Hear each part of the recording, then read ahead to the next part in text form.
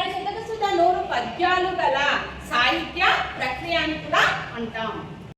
శతకసుధ నుండి శతక పద్యాల గురించి తెలుసుకుందాం. శతకసుధ పద్యము కవి పేరు బత్తెన ఆనుకున్న కూడే అమృతము దాని వెనుకనిచ్చి వాడే దాతా దరిద్రుని సోంకొచ్చు వాడే మనుజుడు పెంపువ గలవాడే వంశ తిలకుడు సుమతి.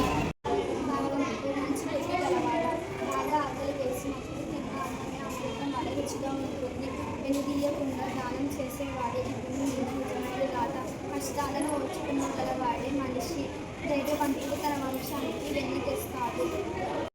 శతకసుధ పద్యము కవి పేరు రావి కంటి రామయ్య గుర్తాల మదంబు చేతగానముండై పోయి పేదవాడు పడు బాగా కష్టపెట్టి వాడి కలకాల ముందర కళ్ళ కాదు రావి కంటి మాట.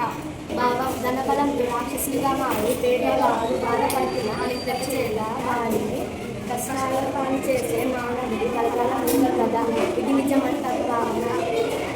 శతకసుధ పద్యము కవి కొరవి గోపరాజు వరులకు సోదరులకు వరులకు గోనరాజు సర్వవశము తాను ఎవరు తెచ్చిన కోటి గుణోత్తర వృద్ధిపరచు విద్యాధనరణ వెంపడు. భావం పూర్తిగా తన ఆధీనమైన విద్యను ఇతరులు అన్నదమ్ములు రాజులు తీసుకోలేరు. మనం ఎవరికిచ్చిన కోటి రేటు పెరుగుతుంది.